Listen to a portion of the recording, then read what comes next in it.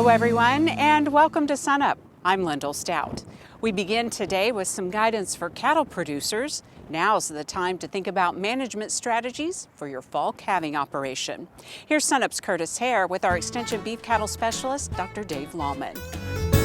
Well, it's been a little while since we've talked to our OSU Extension beef cattle specialist, Dr. Dave Lalman. And Dave, for those fall calving operations, you have some guidance that can help them get through this drought as we head into the spring.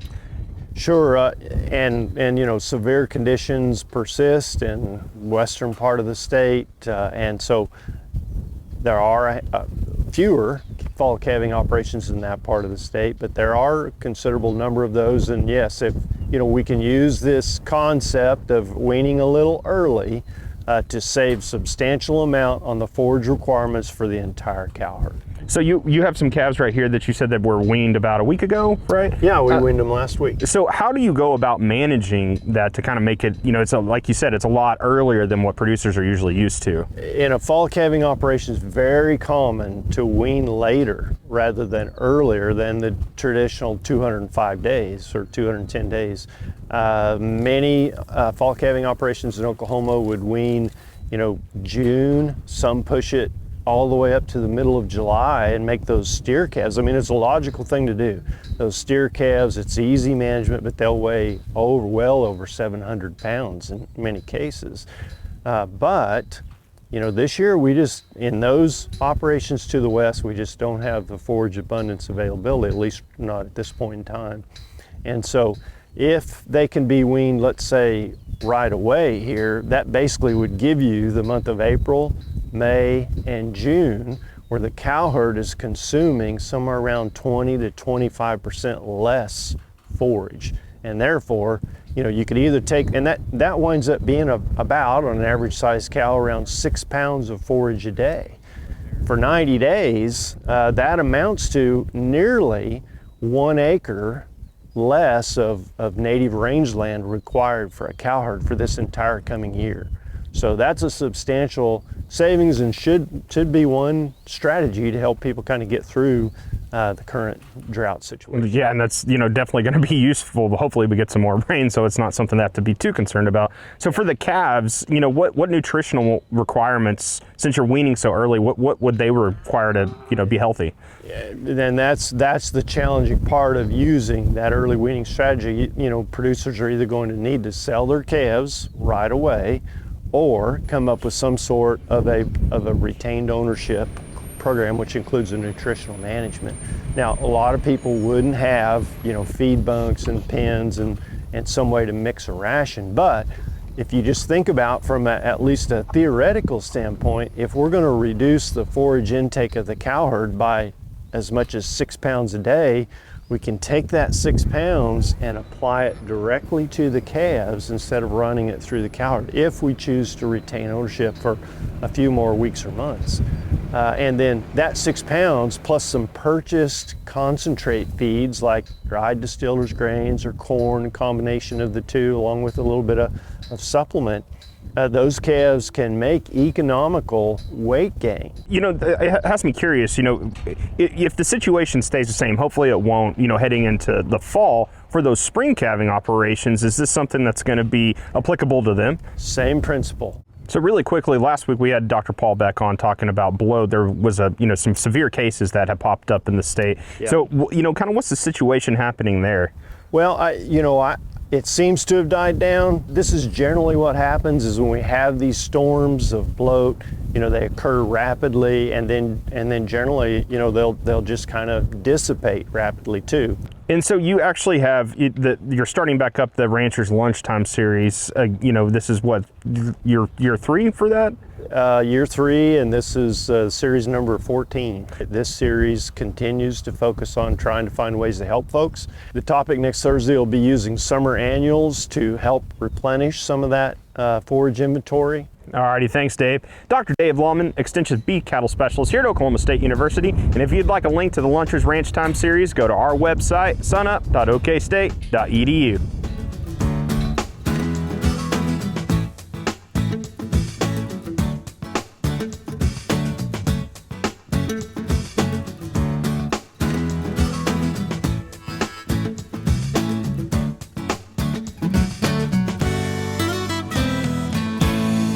Welcome to the Mesonet Weather Report. I'm Wes Lee.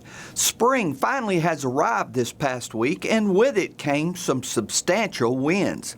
On Monday, wind gusts were seen reaching as high as 52 in Watonga and high 40s throughout the western counties. They continued into Tuesday with Fairview reaching the severe storm level of 58 miles per hour. Wednesday was not much better, with high winds creating a red flag warning for several counties in the northwest. High winds are not uncommon in Oklahoma during the spring months. This 15-year graph shows that the latter half of March and April typically have the highest winds recorded. The standard height for reporting winds is at 10 meters or approximately 33 feet. The anemometer that we use at that height at the Mesonet takes a wind reading every 3 seconds. These are averaged together to give us the average wind speed every 5 minutes. The fastest 3-second recording will be reported as the wind gust reading. We also get a wind direction reading every 5 minutes. A simpler sensor is installed at 1.5 meters to record wind speeds important to agriculture. Looking at a graph of the two heights for this year, we see that the taller measurement is usually about 25% higher than the one closer to the ground due to friction. Now here's Gary with a focus on rainfall conditions. Thanks, Wes, and good morning, everyone. Well, like a broken record, we're going to talk about more improvements in the drought monitor in southeast Oklahoma and worsening drought up in northwestern Oklahoma. So let's get right to it. As we look at the map, we can now see that generally to the south and east of I-44, the drought has really abated. We have almost no drought in that region of the state. It's all across the northwestern half of the state. And some of that drought is getting worse as we see that exceptional drought and extreme drought up in the northwestern corner of the state starting to spread.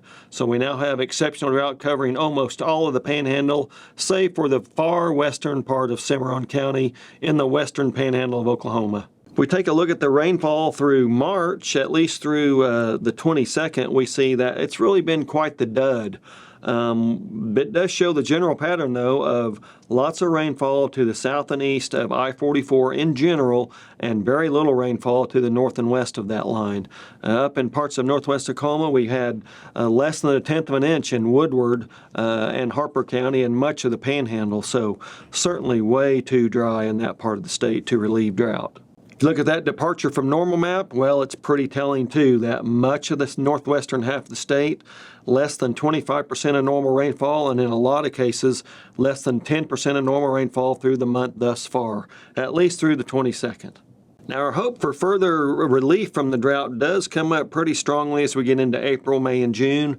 This data from both the short term and the long term show that 30 to 40% of our annual rainfall comes during these 3 months, April, May, and June. So if this comes through, especially up in the northwestern part of the state, hopefully we can either relieve drought or keep it at bay a little bit. So we have a lot riding on spring, our spring rainfall, especially across the northwestern half of the state. We're getting right into it as we go into the next week or two, so let's hope that we get some pretty good results. That's it for this time. We'll see you next time on the Mesonet Weather Report.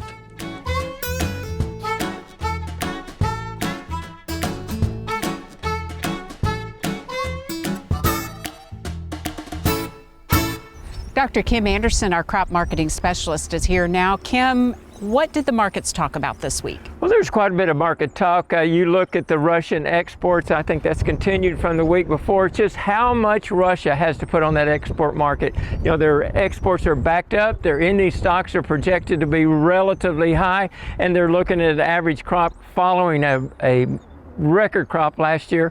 Then you got the Russian-Ukraine export agreement. It's due to be renewed. Russia said they're going to extend it for 60 days. Ukraine wants 120. That had some little impacts on the market. A lot going on in Brazil and Argentina. Brazil, record soybean crop. They're talking about not how that it's going to be a record, it's just how big a record it's going to be. And then you've got Brazilian corn. For the first year time ever, Brazil will be the #1 exporter of corn relative compared to the United States. And then the big news is La Nina is dead. It came out this week. The weather forecasters are saying La Nina has moved over to a neutral position, and that, June, July, August, somewhere in that time period, will go to El Nino, which means more precipitation, possibly higher production in the spring wheat for sure, the corn, the soybeans, and the summer crops, maybe some higher than expected yields for our winter wheat crops. Let's certainly hope so. We could all use a change in the weather patterns for sure. Well, with all of that happening, how did the prices and the market react to that? Well, when you see more wheat coming on the export market, when you see the potential for higher production, naturally prices go down. You look at what's going on with corn prices for the 2023 harvest. You go back a month, it's $5.75 for a forward contract. They're down to $5.25. Now that's only 50 cents, but that's a 10% decline in price.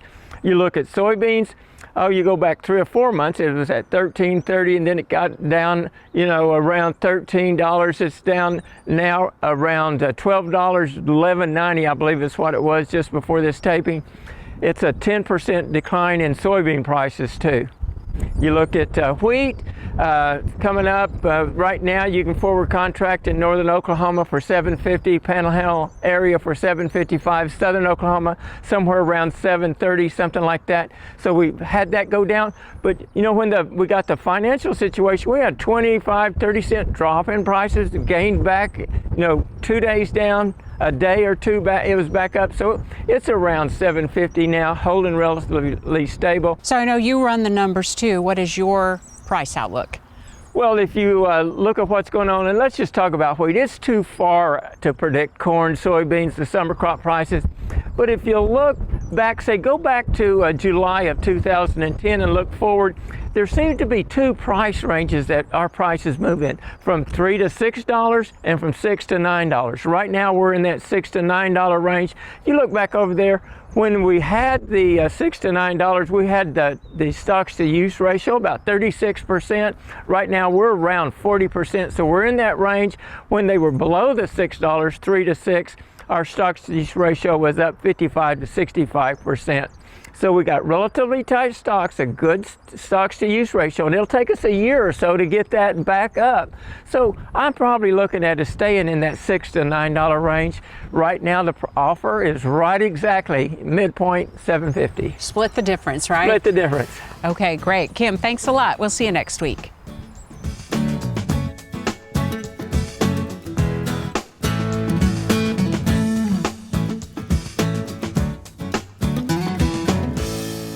Good morning, Oklahoma, and welcome to Cow-Calf Corner. This week's topic arises from some phone calls that I've had this week on the benefits of synchronization of the estrus cycle and potential use of artificial insemination in breeding our beef cows. And so we talk about the pros and cons of some of this and some of the things that I would encourage producers to think through as we're getting pretty close to breeding season. And we'll kind of tackle this in 2 different parts. First one, what are the benefits of estrus synchronization? And some fundamental things we throw out. A beef cow has got a 21-day heat cycle. That means that once every 3 weeks, she comes into standing heat, is actually receptive to be mated, ovulates, and potentially gets pregnant. If she doesn't get pregnant, it's 3 weeks again before she does that. Now, as we go into a typical beef breeding season, and we keep in mind things like we want to get as many cows bred early in the breeding season as possible, then we have as many calves born early in the calving season as possible. We tighten up that calving season, we create uniformity in a calf crop at the time we wean them. If we got all our cows bred tightly, it does a lot to facilitate management. Cows that are going to calve within a short time frame are easier to manage, feed alike, vaccinate, deworm. All of our herd health protocol is easier to manage if we've got a set of cows that calve in a really tight window. Now, estrus synchronization can help with that.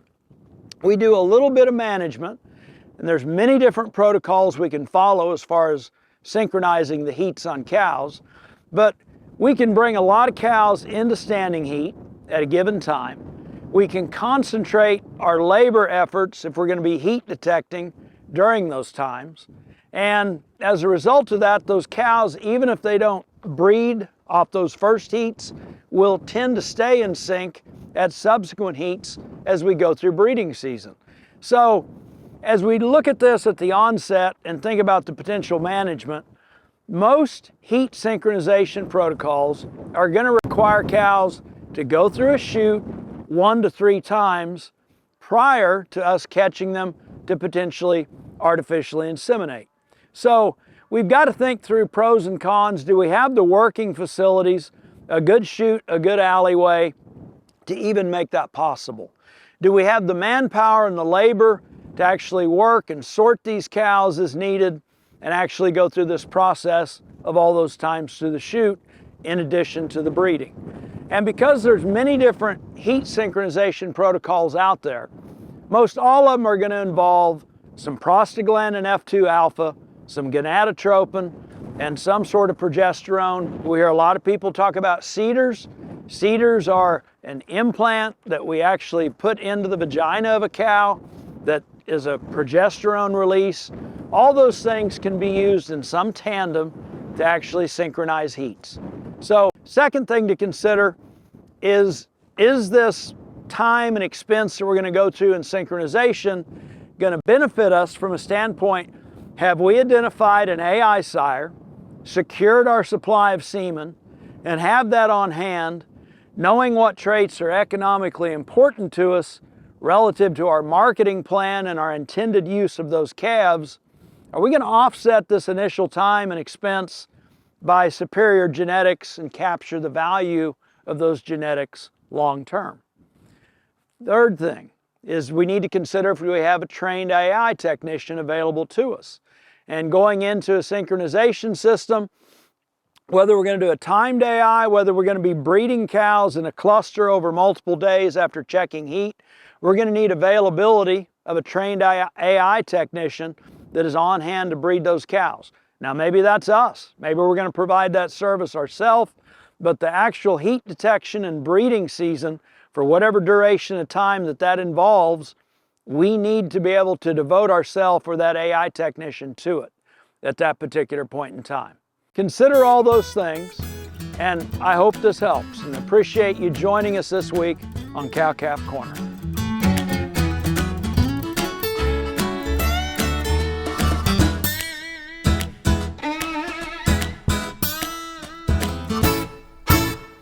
This time of year, you might see trees that have really bright white showy flowers. This is a species called Calorie Pear, and locally we have a lot of what's called a cultivar of Bradford pear. This was a species that was brought over from China in the early 1900s, and the emphasis was to try to find a species that was less susceptible to native fire blight on pear trees. This is a species that we're concerned with because of its aggressive, invasive nature. So originally it was thought that this cultivar of Calorie Pear, Bradford pear here, could not produce viable offspring.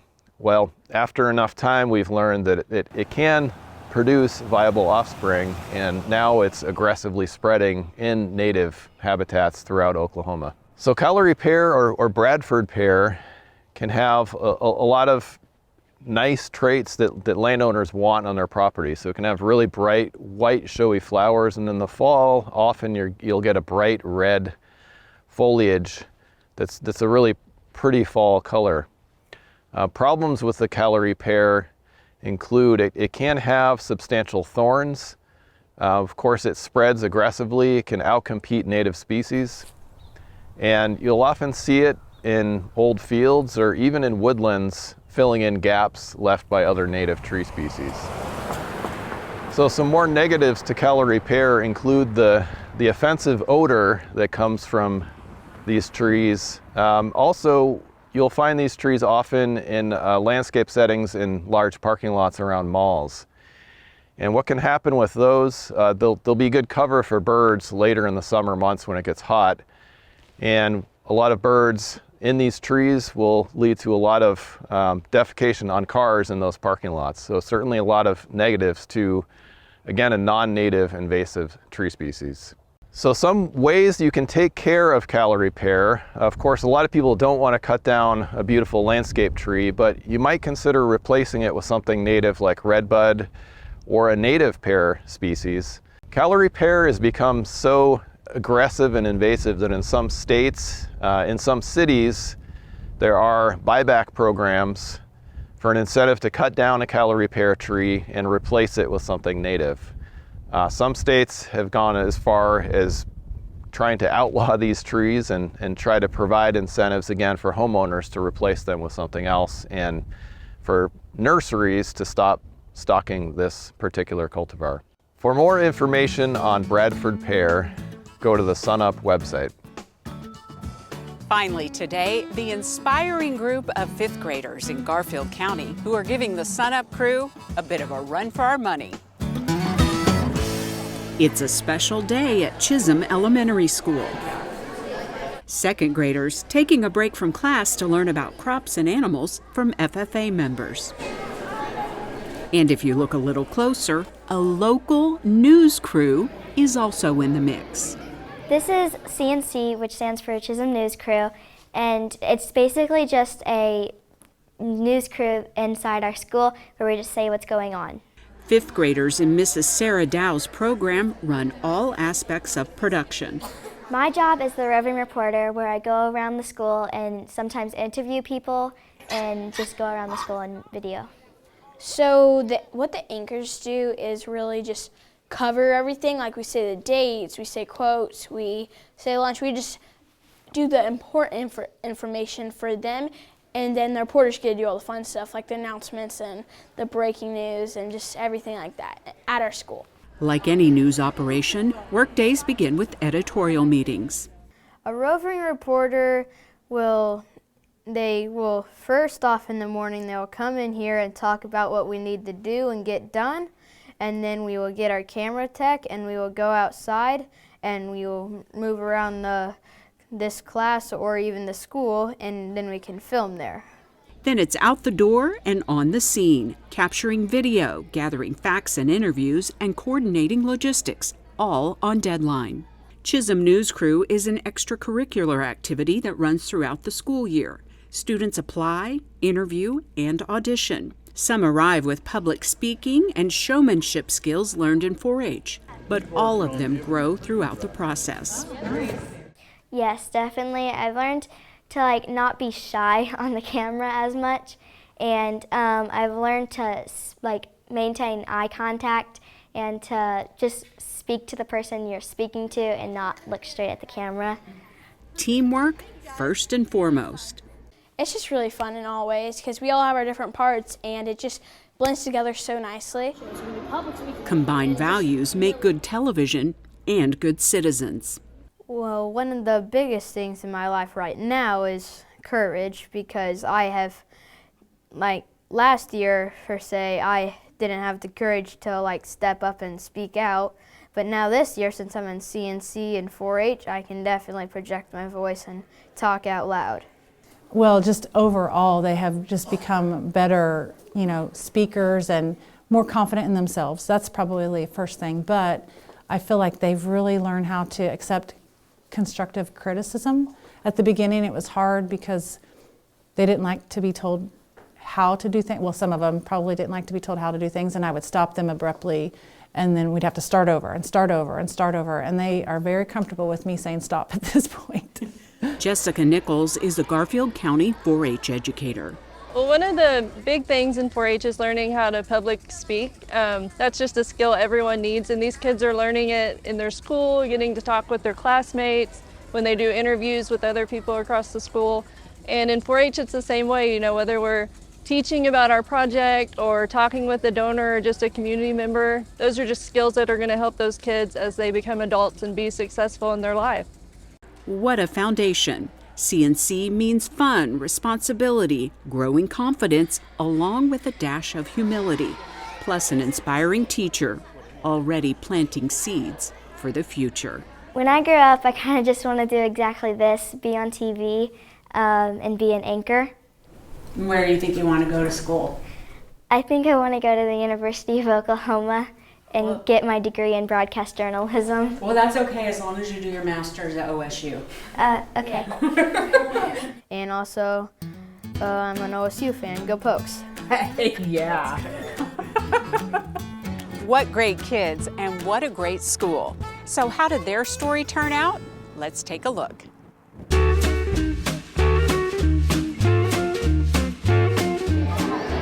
Hello, my name is Claire. I'm one of your news anchors. Today we're here at the FFA officers, representing to the second grade different animals that are important to farms across America. FFA stands for Future Farmers of America. It's a great program that can join in high school. You do all sorts of projects. In elementary, you can join forage. Forage is somewhat like FFA, it's just a younger version.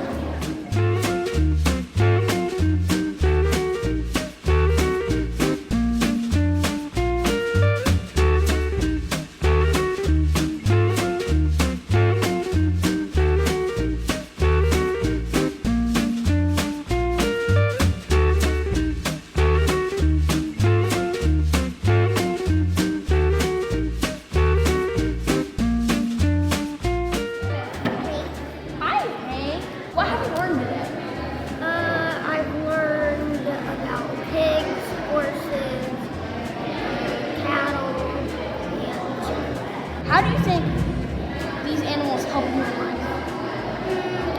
Well, most of them give us food, clothes, Food, clothes, blankets, yep.